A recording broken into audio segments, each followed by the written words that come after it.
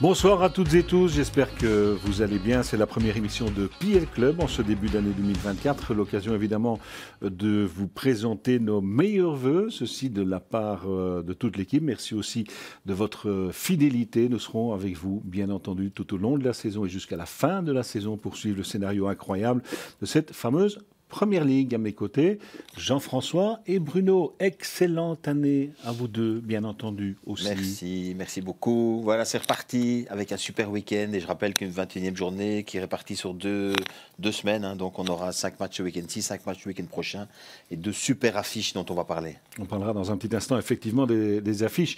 On salue aussi, bien entendu, Christian qui est avec nous, comme d'habitude, à distance avec sa base de données Vision du jeu. On vous souhaite aussi, bien entendu, une excellente année, meilleurs vœux. Christian, plein de buts, plein d'actions, plein de matchs à analyser. Ça, c'est votre nourriture, c'est votre oxygène.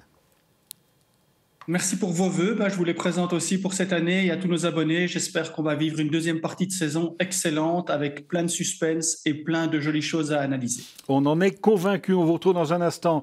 Alors, précédemment, lors des émissions précédentes, on commençait l'émission par les plus beaux buts, tout simplement, du week-end précédent. On va un petit peu changer puisqu'on est en début d'année. Je vous propose de regarder les plus beaux gestes techniques enregistrés depuis le début de la saison. Regardez.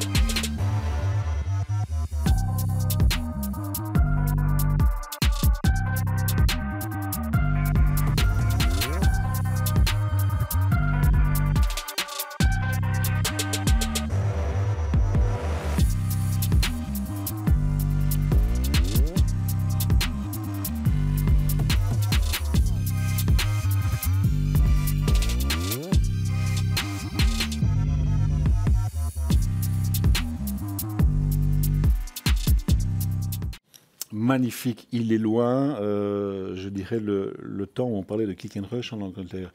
Oui, est-ce que je vous ai déjà dit bonsoir? Oui, mais je vous ai souri. Hein. Ce que je trouve formidable, c'est que dans ce monde de brut, entre guillemets, où le physique aujourd'hui est devenu tellement prépondérant, de voir ça, c'est une respiration formidable, parce que le foot, c'est d'abord et avant tout de la technique, hein. À un haut rythme, mais c'est de la technique. Exact. Bon, les fêtes de fin d'année ont été, on l'a dit déjà, très chargées. On a quand même disputé 3 journées durant cette période. Christian, quel bilan peut-on tirer de cette période? Comme toujours, il y a des équipes qui s'en sont mieux sorties que d'autres, je dirais. Oui, et donc il y a aussi des équipes qui avaient des calendriers qui étaient plus chargés pendant ces 3 journées. Mais les toutes belles surprises, c'est évidemment Wolverhampton et West Ham avec 9 et 7 points. Mais Liverpool s'en est très bien sorti. Et puis après, il y a un peu Chelsea et Tottenham dans les équipes du top. Et puis il y a Manchester City qui fait quand même un 6/6 parce qu'il y avait quand même un match contre Brentford qui avait été reporté suite à la Coupe du Monde des clubs. Et les 3 gros perdants de cette période, c'est Manchester United avec 3 points, mais c'est surtout Arsenal à 1 point et Newcastle qui nous fait un 0 pointé. Alors là, voilà, donc il va falloir se reprendre pour ces équipes-là, et puis les autres doivent continuer à surfer sur cette période-là. Oui. Je vous rappelle le célèbre dicton, pendant cette période-là, on ne gagne pas un titre, par contre on peut le perdre. C'est un dicton, mais est-ce qu'à un moment donné, ce n'est pas devenu un cliché? Est-ce que c'est vraiment le cas? Ça peut se vérifier. Enfin, je pense que la situation aujourd'hui, Newcastle, je pense que c'est réglé. Ils n'ont pas je pense qu'ils n'ont pas l'équipe cette saison. Il faudra se battre pour le top 4. Voilà, exactement.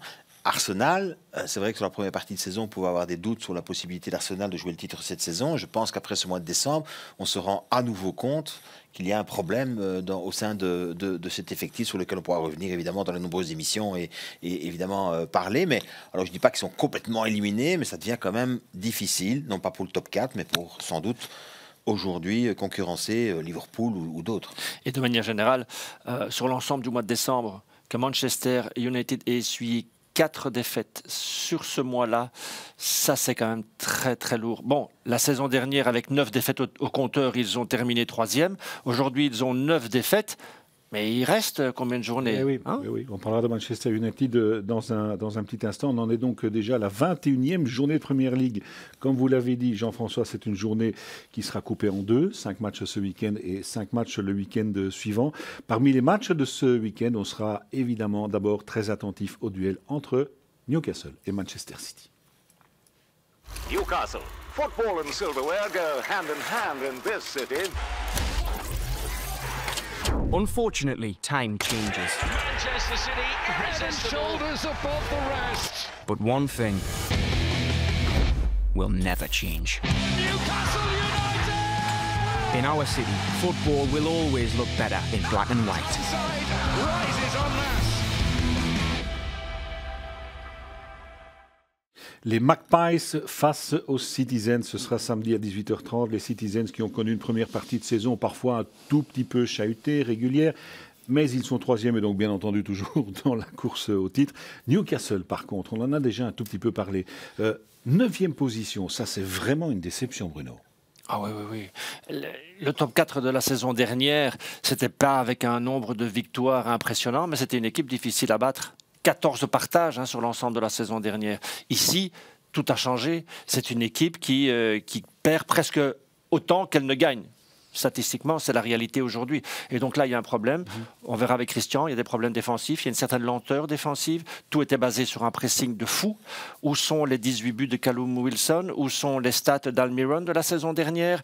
Où sont les buts d'Isaac? Et cette fraîcheur que dégageait l'équipe, à un moment donné, vous souffrez physiquement. Ouais, parce qu'ils jouent à domicile, on pourra peut-être rassurer quand même un peu les supporters de Magpies.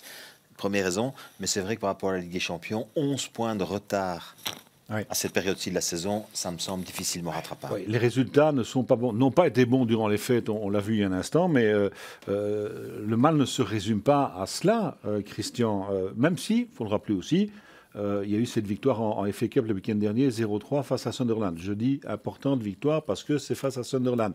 Mais ça n'explique évidemment pas tout et ça n'empêche pas de se dire qu'il y a un gros problème.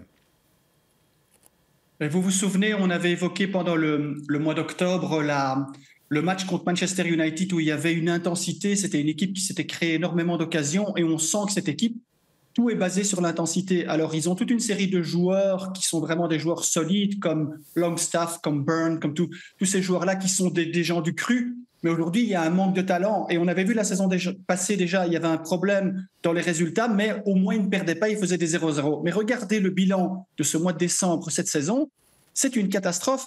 Alors, j'ai ajouté le match en plus de Coupe de Ligue des Champions qui était super important contre Milan, où ils ont été battus à domicile. Cette équipe n'a qu'une victoire sur ce mois de décembre. Donc aujourd'hui, cette équipe, non seulement elle ne marque plus, mais en plus, ce qui était la base et la force de cette équipe, c'est qu'en fait, ils encaissent. Ils ne parviennent plus à avoir cette assise défensive qui était leur force. Donc maintenant, je ne sais pas quel va être le résultat. Est-ce qu'il va y avoir un mercato actif? Parce que c'est quand même l'équipe qui est considérée comme la plus riche du monde. Et donc, on va voir quelles vont être les réactions. Il y aura déjà peut-être un petit mercato en interne, c'est-à-dire qu'en fait, il y a beaucoup de blessés et qui reviennent petit à petit. Donc ça, c'est déjà une première nouvelle, on va dire, plutôt rassurante à la fois pour l'entraîneur et les supporters. J'ai envie de rajouter à ça que... alors c'est vrai que les résultats sont là, ils sont catastrophiques, on est bien d'accord. Il reste quand même sur une qualification à Sunderland, donc en déplacement. Et je dis ça parce que c'est un... C'est un derby. C'est un derby oui, et que c'est un match, derby, voilà, c'est un match incroyable à jouer là-bas. Donc voilà, ils se sont quand même imposés dans ce match de coupe. Et puis bon, les résultats à domicile qui font que cette saison à domicile, ils ont quand même 8 victoires et 2 défaites. Une défaite contre Liverpool au mois d'août et une défaite maintenant pendant ce mois ici face à Nottingham où là c'est vrai c'était un peu plus surprenant. Mais à l'extérieur, excusez-moi, Ça, c'est inouï. C'est une cata. C'est un relégable. C'est À l'extérieur, c'est un relégable. 5 points sur 30, Oui. c'est le 19e bilan de Oui. Première Ligue. Oui, pourtant, j'ai envie de poser une question à Christian, parce que quand on regarde les stats offensives de Newcastle, 39 buts marqués, ben, c'est mieux qu'Arsenal. Quand on regarde les buts encaissés, c'est 29 buts encaissés, ben, c'est pas plus terrible que d'autres équipes ténors aujourd'hui du top 4. Donc le mal, il est où en fait? Parce que 9 défaites, c'est énorme. Attention, hein, il y a 5 buts contre Aston Villa dans le premier match et il y a 8 buts contre Bournemouth. Donc ça fait déjà 13 buts, 13 ou 14 buts qu'il faut déjà retirer de ce total offensif. Aujourd'hui, on avait vu dans la progression de cette équipe, donc il y avait en fait cette mise en place défensive qui était due à un entraîneur qui avait l'habitude de se battre pour la relégation. Mais aujourd'hui, le problème, c'est que cette équipe a tellement d'intensité. On l'a vu contre Liverpool, ils ont tenu pendant pratiquement 1 heure, mais après, ils ont eu un nombre incroyable d'occasions contre eux, et on le voit ici, notamment dans tous ces buts encaissés. En fait, ils sont dépassés parce qu'ils ne sont plus en place. Et on va le voir tout à l'heure avec l'infographie défensive. On va voir justement qu'ils encaissent beaucoup de buts sur du jeu rapide. Donc, ça veut dire que cette équipe, aujourd'hui, elle est dépassée parce que l'intensité qu'ils ont décidé de mettre offensivement, eh bien, il n'y a plus d'équilibre défensif parce que cette équipe sont carbonisées. C'est un mot que j'ai utilisé souvent avec les abonnés dans Discord. Cette équipe est carbonisée et le résultat de ça, comme le disait Jean-François, c'est énormément de blessés. Et donc, ils ne savent pas faire face à cet équilibre qu'ils ont essayé de mettre entre l'offensif et le défensif. On le voit sur cette infographie, hein, notamment, regardez le jeu rapide et la transition rapide. Quand on prend 9 buts sur les 15 derniers dans cette situation-là, ça veut dire qu'on n'est plus en place défensivement. Donc, même ce qui faisait leur force, aujourd'hui, devient une grosse faiblesse. Donc, je ne sais pas comment est-ce qu'il faut faire pour remettre ça à jour, pour améliorer les résultats dans les semaines à venir. Équipe carbonisée, ok, mais on est à la 21e journée. Oui, mais ils sont dans un autre monde aussi. N'oubliez pas qu'il y a 2 ans, ils jouent pour leur survie. On se demande comment ils vont s'en sortir. Ils vont s'en sortir en 2022 très très bien, avec beaucoup de moyens, mais ils s'en sortent très très bien. De cette étape-là, vous passez à la Ligue des Champions. C'est un autre monde et c'est un autre influx aussi. J'ai envie de demander à Christian, est-ce que finalement, parce que j'entends bien l'argument qui est donné, c'est de dire qu'ils sont carbonisés parce que les efforts qu'on leur demande, etc. Maintenant, le profil de l'équipe lorsqu'elle devait se sauver et le profil de l'équipe l'année dernière, voire l'année d'avant, c'était d'abord une base solide et puis après, c'était une équipe plutôt de transition et puis on avait dit qu'elle devait évoluer. En fait, c'est l'évolution qui passe pas en fait. Oui. Ah, il n'évolue absolument pas. Je suis en train de vérifier dans ma base de données. Ils sont actuellement à 8 buts seulement sur jeu dominant placé. Donc, cette transition que Aston Villa a fait, c'est-à-dire qu'aujourd'hui, en ayant la possession de balle, en étant dans le camp d'adversaire, en faisant circuler le ballon, il y a moyen de faire moins d'efforts. Or, aujourd'hui, on l'a vu dans l'analyse du modèle offensif, cette équipe, à domicile, là où elle est très forte, elle ne marque des buts que sur du jeu rapide et des transitions rapides. Donc, en fait, ils font l'inverse.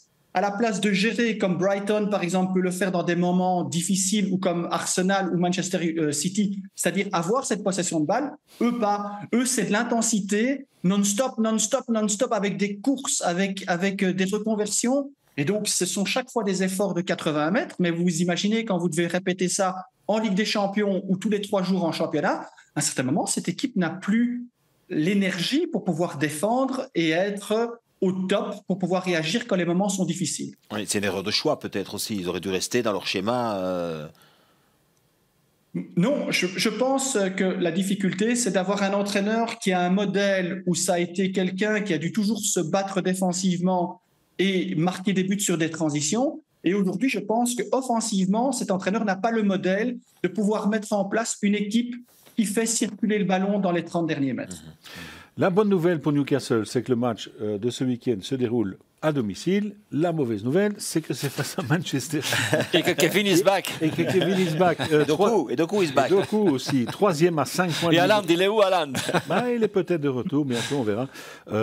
City 3e évidemment à 5 points de Liverpool et à 2 points d'Aston Villa, avec un match de retard, une première partie de saison parfois un peu difficile, mais on peut dire quand même que les Citizens sont limités à la casse. En plus, ils sont devenus champions du monde des clubs. Ils sont champions de tout, de toute façon. Voilà, oui. exactement. Et ils restent malgré tout, parce que ils sont à 2 points du leader de Liverpool, à condition évidemment de remporter ce match contre Brentford. on se dit qu'à domicile, contre Brentford, en principe, ça devrait passer. Donc voilà, si on se projette un petit peu, 2 points de retard, bon, comme ils ont cette habitude souvent de nous proposer des deuxièmes parties de saison un peu plus costaude et un peu plus, voilà, où l'équipe, finalement, on nous dit que l'équipe est préparée pour ça. Donc, je me dis qu'on risque de les voir. Et même avec un match de moins, ils ont la meilleure attaque. Donc, ça, ils seront là au final, quelque part. Hein, entre la première et la deuxième place, ils seront là. Christian, ce que tout le monde attendait évidemment du côté de City, c'est le retour de Kevin De Bruyne, blessé depuis la première journée, et de Doku, blessé pendant à peu près 1 mois. Ils ont fait leur retour ensemble en FA Cup contre Huddersfield et Binks, assist de De Bruyne et but de Doku. C'est magnifique, ça. Oui, c'est magnifique, c'est ce qu'on pouvait espérer de mieux. Donc voilà. Et alors avec ça, c'est ce qui est génial, avec des standards qu'on connaissait, c'est-à-dire avec cette capacité maintenant à Kevin De Bruyne de se déplacer de ce flanc droit vers ce flanc droit, et de venir de l'axe. Voilà, on le regarde, hein, regardez bien son déplacement. Il vient se retrouver dans la zone optimale de centre et puis il y a un petit centre en retrait. Et Doku est là, donc c'est chouette de revoir directement cette facilité de pouvoir se reconnecter directement avec le modèle de jeu qui est là en place depuis des années. Et il n'a pas fallu longtemps pour que ça fonctionne. Et ça, c'est vraiment très chouette à voir. Ouais, un beau 5-0 contre Huddersfield, c'était proposé sur Eleven. J'ai regardé le match. Et c'est pour ça que j'ai vu cette action et ce moment de montée de Kevin De Bruyne. Ce qui est extraordinaire, c'est la façon dont le public l'attend comme un sauveur. Oui. Ah, mais alors, ils ont l'impression qu'avec lui en plus, le titre, c'est dans la poche, c'est fini. Hein, c'est gagné. Jusqu'ici, ils n'ont pas souvent eu tort dans les dernières stats. Et c'est une équipe, on l'a dit, elle gagne tout. Ce que j'aime avec De Bruyne, c'est que, comme dit Christian, il s'insère dans un schéma et il crée aussi un schéma. Je veux dire, ce garçon-là, il a créé quelque chose. Sa façon d'offrir des assists parfois plus beaux que les buts, c'est merveilleux. Ce type d'assist que l'on a vu, Christian, c'est pas nouveau évidemment chez Kevin De Bruyne. La saison dernière aussi, puisque ces derniers assists, avant celui du week-end dernier, datent malheureusement de la saison dernière. Oui, c'est quelque chose en fait qui nous a proposé la saison passée. C'était quelque chose de nouveau. Donc c'était ce déplacement de l'axe vers le flanc et puis de donner ce ballon en zone optimale comme on l'a vu dans le but contre Huddersfield. Et ça va faire un bien fou parce que on l'a dit, il s'insère dans le système de jeu, donc ça c'est très facile. Avec Doku à gauche maintenant aussi qui donne des assists, ça va être une double arme en fait. Et aussi surtout, on a un saut à parler avec Jean-François, c'est une équipe qui n'a pas marqué assez de buts en reconversion rapide. Pourquoi ? Parce que sans De Bruyne, il n'était pas le premier relais pour donner ce ballon profond et ce ballon long. Et donc, ajouter à ça Manchester City qui est fort dans la deuxième partie de saison, Manchester City qui ne marque pas sur transition, mais qui retrouve De Bruyne, qui va donner des ballons pour Alan ou pour Alvarez dans la profondeur. Je pense qu'il y a beaucoup d'ingrédients pour que ça se passe bien pour eux pendant cette deuxième partie de saison. Avec aussi Jérémy Doku qui, avant d'être blessé, avait quand même montré pas mal... Marqué les esprits. Marqué les esprits. Oui. La seule chose que je dirais peut-être avec Doku, peut-être avec De Bruyne aussi, la question qu'il faut se poser, attention aux rechutes. La fragilité. La fragilité. Oui, la fragilité, c'est vrai. Vous pensez à l'euro, hein ? Il y a un euro qui se profile quand même. Oui. Mais Doku, effectivement, a montré beaucoup de ce qui choses. se passe à City, c'est ça. On ne pense qu'à l'euro et on peut les mettre aussi dans de la glace pour les Il y a un gros risque. Évidemment, il y a un gros risque, mais ça c'est valable pour toutes les équipes, évidemment, que leur ténor ne soit pas présent. Mais non, et puis, vous l'avez dit, je pense, Philippe, il y a un instant, mais voilà, on est sur le point de revoir aussi leur attaquant magique. Oui. Donc ça va faire aussi un changement et puis ça permettra de faire tourner, ça permettra de donner du temps de jeu à tout le monde.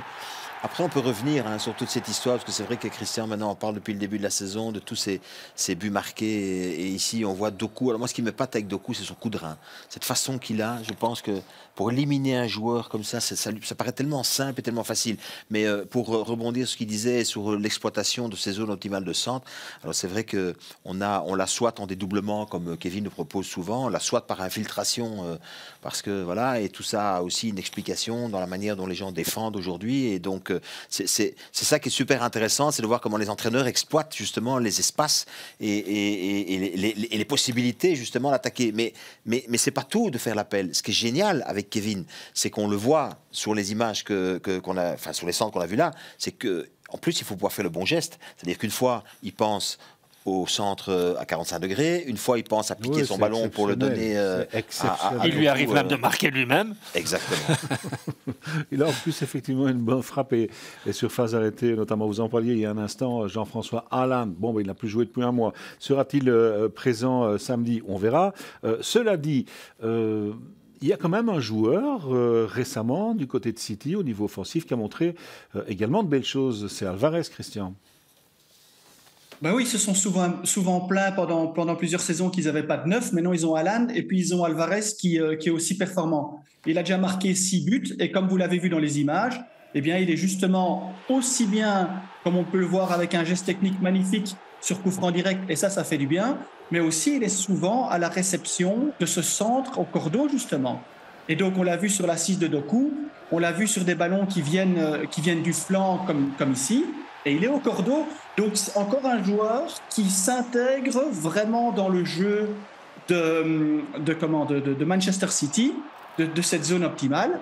Et surtout, c'est quelque chose que vous voyez là, et ça, je dis aux téléspectateurs de regarder le match, c'est quelque chose que vous ne voyez pas avec Newcastle. Et donc, cette zone optimale, vous le voyez, regardez d'où viennent les ballons, c'est l'origine des buts marqués. Eh bien, ce sont des ballons qui sont dans cette zone intermédiaire entre le latéral et le centre, et des ballons qui sont rapatriés vers l'axe. Et lui, il vient se proposer, et donc il est très performant dans ce domaine-là pour le moment. 6 buts et 7 assists. Hein. Ouais. On va quand même rappeler qu'il est champion du monde avec l'Argentine. Oui. Maintenant, ce qui peut rassurer les Magpies, les 3 défaites de City cette saison, parce qu'ils ne sont pas invincibles, c'est 3 défaites à l'extérieur. Et que quand vous parvenez à tourmenter défensivement Manchester City, ils sont exposés comme n'importe quelle autre équipe, mais il faut le faire pendant 95 minutes. Et bien défendre. Mais c'est possible. 3 défaites à l'extérieur déjà pour City. Donc, ça reste un piège quand même, Newcastle, parce que s'ils mettent le feu... Oh, je suis d'accord, tout à fait. On verra bien. Allez, on parle maintenant de l'autre équipe de Manchester United, une autre affiche qui a lieu ce week-end. C'est United face à Tottenham.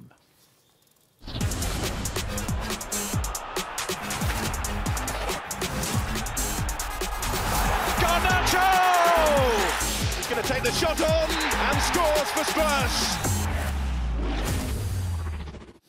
Dimanche donc à 17h30, ces deux équipes vont s'affronter. C'est avec vous, je pense, Bruno. Hein? Nous serons ensemble. On sera ensemble. Ok, super. On ne sépare pas un couple qui fonctionne. Non, je m'excuse. Nous serons 2, plus Christian. Vision du jeu qui sera aussi présent. Il manquera que vous, en fait. La belle-mère sera là aussi, alors. Et Discord, et la possibilité de faire participer nos abonnés, etc. C'est vrai. Allez, donc 2 équipes qui visent le top 4. Tottenham est à 1 point du top 4. United est à 9 points du top 4. Donc un match important. Je veux dire, surtout pour United, même si vu le classement, on peut dire que toutes les rencontres qui vont arriver seront importantes pour United. Est-ce que ils doivent tout gagner. C'est encore faisable, le top 4? Oui, mais il faut tout gagner, quasiment tout gagner. Il reste 18 journées, 17 journées, il faut en gagner 15. Il y a 9 points. 9 points d'écart par rapport à ce fameux top 4. Top 4. Et il y a forcément des concurrents encore. C'est pas ça qui m'inquiète le plus. Ce qui m'inquiète le plus, c'est de dire McTominay est leur meilleur buteur. C'est vrai. C'est ça qui est inquiétant. 5 buts. Ça, c'est inquiétant. L'écart... Oui, alors c'est inquiétant. Et alors on pourrait se dire, tiens, est-ce qu'on pourrait pas aller voir s'il n'y a pas un petit mieux dans le match de Cup? Alors, ils ont gagné 0-2, oui, mais c'est Dalot qui marque. Et c'est Fernandez sur penalty. Ça fait des semaines qu'on en parle, de cette lacune offensive. Christian, depuis le début de la saison, les résultats de United sont catastrophiques. Et récemment aussi, bien entendu, c'est indigne quand même d'un club de ce calibre et du talent qu'il y a dans le noyau. Je n'ai pas envie de faire mal aux supporters de United, mais c'est un constat quand même. Alors c'est pour ça que le constat, je vais le commencer par le positif. Quand on regarde les résultats de ce mois de décembre, c'est que les 2 victoires, c'est dans 2 matchs importants avec des équipes de très bon niveau, et c'était 2 fois à domicile. Quand on regarde le reste, alors j'ai mis les matchs de Ligue des Champions aussi pour pouvoir essayer de compléter, de bien comprendre quelle est la marche des résultats. Ben regardez, c'est catastrophique. C'est une défaite contre Bournemouth à domicile, c'est une défaite à West Ham, c'est une défaite à Nottingham Forest, c'est une défaite à Newcastle qui va moins bien pendant ce mois de décembre. Donc cette équipe, alors on a déjà expliqué 100 000 fois les problèmes offensifs, mais défensivement, quand ça ne tient pas la route, ben voilà, ils ne méritent pas plus que ce qu'ils ont pour le moment. 8e place, éliminé de la Ligue des Champions. Ten Hag est toujours là. Ten Hag qui résiste à tout. Qui résiste à tout. Même, qui, selon ses dires, a eu un entretien très très positif avec Ratcliffe, qui est le nouvel actionnaire minoritaire. Mais bon, à un moment donné, il faut croire il quoi, il faut croire qui. Vous êtes appelé dans le bureau d'un directeur et vous avez marqué 22 buts sur la saison. Luton Town, c'est 23. Vous expliquez ça comment? Non, mais la discussion a été positive. Ah, ok. J'allais dire justement, parce que est-ce que le bilan à domicile n'est pas plus rassurant? Alors, sur 10 matchs à domicile, il n'y a pas de partage. Soit il gagne, soit il perd, c'est 6 victoires et 4 défaites. Mais alors, il y a de nouveau un chiffre qui m'interpelle, c'est qu'ils marquent 13 fois, mais ils prennent 16 buts. Voilà. Donc, tous les chiffres. Le Town, c'est 17. Je vous dis, parce que c'est mon fil rouge. Hein. Mais justement, on va poser la question à Christian, parce que c'est vrai que dans cette émission, depuis le début de la saison, on a beaucoup souligné les carences offensives de Manchester United. Mais défensivement, les chiffres en attestent. C'est quand même très problématique également. On a pris le bilan du mois de décembre et on va le voir directement. Il y a 11 buts encaissés en Première Ligue dans ce mois de décembre, avec 4 buts sur transition rapide. Alors, on est dans le même schéma, dans la même ouverture défensive que Newcastle, c'est-à-dire qu'on prend beaucoup de buts sur ces transitions. On prend des buts dans tous les domaines à part le penalty. Voilà, alors il faut quand même se dire que je crois que c'était au mois d'octobre, le joueur du mois, c'était Maguire et l'entraîneur du mois, c'était Ten Hag. Donc, les choses vont très vite. Et donc, c'est pour ça, en fait, que souvent on se pose la question et on se dit, mais finalement, au bout du compte, est-ce qu'ils savent ce qu'ils font? Parce que quand on a les possibilités, quand on a les sommes à dépenser pour acheter des joueurs de qualité, et que, comme Bruno l'explique, on ne fait pas mieux que Luton, que ce soit offensivement ou défensivement, ben, je veux bien comprendre que les discussions sont positives, mais j'ai parlé à ma fille ce matin, on avait aussi une discussion positive, mais je n'avais pas un budget de 300 millions. Quoi. Donc, il faut essayer à un certain moment de remettre les choses dans leur contexte. Alors, ces gens ont peut-être une influence tellement grande qu'ils sont indéboulonnables, mais en termes de chiffres et de bilan, c'est exécrable, c'est vraiment très mauvais. Ouais, je pense que le seul constat, et ce qui joue peut-être en la faveur du coup de l'entraîneur Ten Hag, c'est que depuis le départ de Ferguson, ils cherchent des solutions, ils cherchent des galères. Et ils ont changé d'entraîneur plusieurs fois. Oui. Et ils ont fait un constat déjà, on peut déjà faire ce constat avec eux, c'est que c'est pas le changement d'entraîneur qui a apporté la solution. Donc ils se disent que c'est sans doute ailleurs. Et une des choses qui se dit, c'est qu'en fait, les clubs où ça marche bien, en général, c'est où il y a un lien assez efficace entre, d'une part, l'entraîneur et d'autre part, le directeur technique. Regarde City. Voilà. Oui. Mais le problème, c'est qu'il n'y a pas de directeur technique à Manchester United. Et donc, du coup, il y a un souci dans la transition. Donc, voilà, je ne sais pas si c'est uniquement ça, mais bon. Une phrase me revient à l'esprit, je l'ai déjà citée sur ce plateau. Quand Alex Ferguson est arrivé, il a dit « Je ne suis pas venu à United pour construire une équipe, mais pour construire un club ». Il y a eu l'ère Ferguson, et on a l'impression maintenant, depuis son départ et la succession de tous ces meilleurs entraîneurs du monde qui allaient défiler là, qu'aujourd'hui, il faut reconstruire un club plus qu'une équipe. Et je vous rappelle la petite phrase meurtrière de notre ami Cristiano Ronaldo, qui revient après plusieurs années à Man U et qui s'étonne qu'en fait rien n'a changé, rien n'a évolué. Oui, tout vrai. Ça se tient. Hein. Tout ça se tient, effectivement. Allez, on quitte Manchester pour retourner à Londres et à Tottenham maintenant, qui est une équipe qui a eu, on va dire, des hauts et des bas cette saison, mais 12 points sur 15 quand même sur les 5 derniers matchs. On va dire que les Spurs s'accrochent quand même au bon wagon, Jean-François, au Bruno.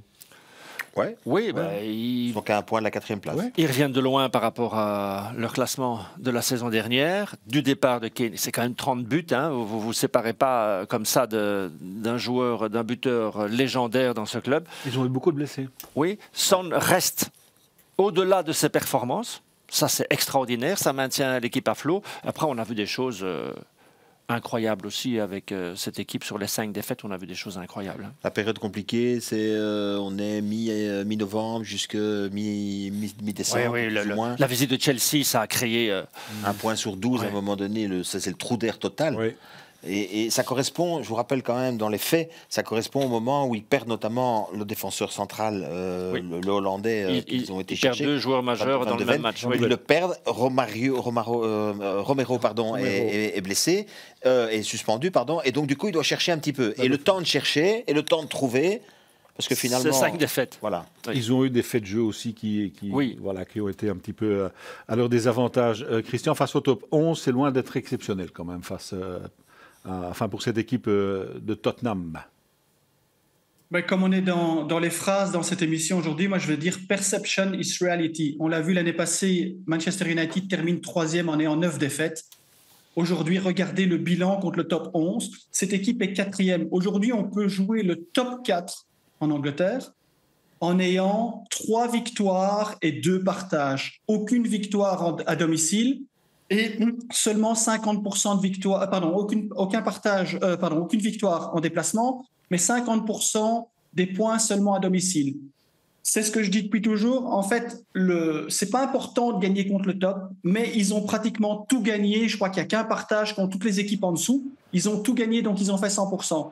Et ça, c'est exactement les objectifs qu'une équipe du top doit se fixer, c'est-à-dire qu'ils peuvent être très forts et d'avoir les moyens contre les équipes qui sont en dessous et récolter le maximum de points. Et puis après, on peut se permettre d'être plus que moyen parce que 3 victoires et 2 partages, eh bien, ça fait beaucoup de points de perdus sur 11.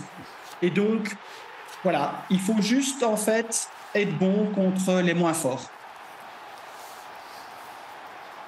Et avoir de bons joueurs, il faut le rappeler. Enfin, moi, je suis content de revoir leur attaquant brésilien. Richarlison, on va en parler. On va en parler dans un instant. Mais c'est vrai, comme le dit Christian, un point, c'est un point. Qu'on le prenne contre Bournemouth ou qu'on le prenne contre Arsenal, ça a plus d'effet quand on le prend contre Arsenal. Ouais, mais c'est aussi intéressant d'entendre qu'on peut disputer ce championnat d'Angleterre en perdant contre les meilleurs et en étant finalement compétitif pour le top 4. Exemple, United, la saison dernière, qui s'est classé 3e et qui n'en prenait quasiment pas un de points face aux équipes du top 7 ou du top 8. Hein. Ouais. Bien, vous parliez de Richarlison. Je pense que Christian veut dire un truc là-dessus. Christian, oui. OK. Et on a souvent évoqué, Manchester City est champion la saison passée en n'ayant qu'une victoire en déplacement contre le top 9. Donc, il ne faut pas grand-chose, en fait, pour être bien classé dans cette première ligue quand on a des moyens. C'est un championnat extraordinaire. On redécouvre toujours des choses qui nous surprennent. Donc, dans cette équipe de Tottenham, vous en parliez il y a un instant, Jean-François, Richarlison, il a connu quand même une traversée du désert assez extraordinaire. Une dépression. Et là, maintenant, d'abord, je vais me tourner vers Christian. Je ne vais pas dire qu'il crache le feu, mais en tout cas, depuis pas mal de semaines, il a retrouvé la grande forme. Le compère idéal pour Calvert-Lewin quand il est à Everton, un joueur de tête exceptionnel. D'ailleurs, quand il est arrivé la saison passée, il avait marqué en Ligue des Champions deux buts dans le même match de la tête. Et on l'a vu souvent quand il était sur le banc en début de saison. On a vu un joueur très déçu, même que dans le match, je crois, contre Chelsea, il y a son compatriote de Chelsea, le défenseur central, qui est venu lui remonter le moral en disant ne lâche pas. Et puis en une fois, il a un déclic et il n'arrête pas de dérouler. Ce mois de décembre, pour lui, ça lui a fait du bien. Et il a retrouvé une confiance exceptionnelle et il a marqué énormément de buts. Ça faisait très très longtemps qu'il n'avait pas été aussi performant. Et voilà, des fois, il faut un déclic, il ne faut pas lâcher. C'est ça, en fait, le haut niveau. C'est que même quand ça ne va pas, quand on est dépressif, il ne faut pas lâcher parce qu'il suffit d'un match pour vous relancer et vous êtes parti. 6 buts en 5 matchs, quand même, en décembre. Le déclic, c'est les blessés. Et c'est le fait qu'à un moment donné, parce qu'à un moment donné, il n'y a pas de place pour lui pour jouer au moment où Son joue devant et que Kulusevski joue à droite. Et que Kane était là. Oui, voilà.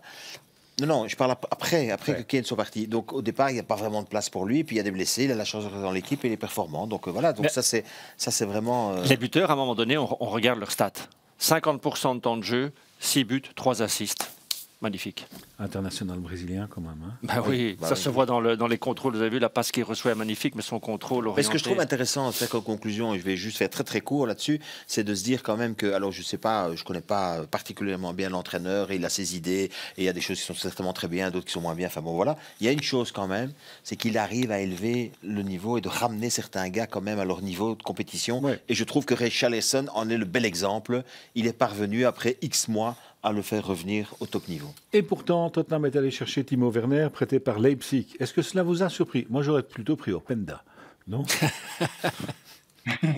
Est-ce qu'il ne voulait pas Openda? Pardon? Est-ce qu'il ne voulait pas Openda? Peut-être. Ah oui. Et qu'on leur a dit Openda, ce n'est pas possible. Mais ce sera Thibaut Werner à la place. Oui, Christian Werner, il n'a marqué que 2 buts en Bundesliga cette saison. En 8 matchs. En 8 matchs, oui. 8 matchs. Oui, d'accord. Son modèle de jeu, c'est quoi? Il fait évidemment son retour en Première Ligue après son passage à Chelsea. Son modèle de jeu, maintenant, on ne sait pas très bien, puisque Leipzig, c'est une équipe de transition. Il a marqué 2 buts, dont 1 sur penalty seulement. L'année passée, il a marqué un peu plus, 9. Mais c'est surtout son bilan à Chelsea qu'il fallait voir. Et on se rend compte, en fait, qu'il a marqué 10 buts en 2 saisons. C'est un vrai flop. J'ai été voir, je crois qu'il a tiré 73 fois ou 74 fois au but. 31, je crois, sur tir cadré. Et il a marqué 10 fois. Mais regardez, comme vous l'avez vu sur la photographie, c'est surtout la moitié de ses buts contre Southampton, qui est quand même une équipe qui est descendue. Et donc, dans l'ensemble des buts qu'il a marqués en Première Ligue, il a marqué contre Burnley, contre Sheffield, contre West Ham, Newcastle et Arsenal. Donc, Arsenal est la seule équipe du haut, du top niveau, contre qui il a marqué lors de son passage à Chelsea. Donc, ça demande quand même d'augmenter les performances. Mais je suppose qu'il est quand même juste là pour être en fait un suppléant intéressant pour un peu, en fait, à mon avis, faire souffler Son de temps en temps. Mais pour le moment, en Première Ligue, il n'a pas prouvé grand-chose comme buteur. Il y a quand même une chose intéressante ou importante à signaler. Vous parlez de Son, le faire souffler. Il ne sera pas là pendant un certain temps, puisqu'il va jouer à la Coupe d'Asie des Nations. Et du côté de Tottenham, il y a Bissouma et Sarr qui vont partir aussi à la CAN. Salah du côté de Liverpool. Oui, il y en a beaucoup. Il y en a beaucoup, mais Tottenham, il y en a 3 et non des moindres.